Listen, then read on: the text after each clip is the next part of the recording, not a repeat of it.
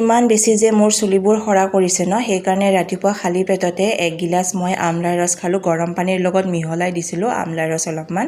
তাৰপিছত এয়া বাদামো খালোঁ। ৰাতিতে বাদাম ভিজাই থৈ দিছিলোঁ, 5টামান বাদাম খালোঁ। লগতে ল'ৰাকো দিলোঁ, হাজবেণ্ডকো দিলোঁ। আৰু হাজবেণ্ড আৰু ল'ৰাক আজি ৰাতিপুৱাৰ সাজত কৰ্ণফ্লেক্স দিলোঁ গাখীৰেদি। আৰু মই এয়া কল খাই আছোঁ, লগতে ল'ৰাৰ পঢ়া চাই আছোঁ, যিহেতুকে তাৰ হাফেলি এক্সাম আহি আছে। কাষত বহি থাকিলেহে অলপমান পঢ়ে, নহ'লে একেবাৰে নপঢ়ে। আৰু যিহেতুকে আজি বন্ধৰ দিন, সেইকাৰণে ৰাতিপুৱা সোনকালে উঠাই তাক অলপমান পঢ়ালোঁ। তাৰপিছত এয়া কাপোৰ ধুব লগা আছিলে বহুতখিনি, 3-4 দিনমানৰ জমা হৈ আছিলে। মেচিনটো অন কৰি কিনে গোটেই কাপোৰবিলাক ধুলোঁ।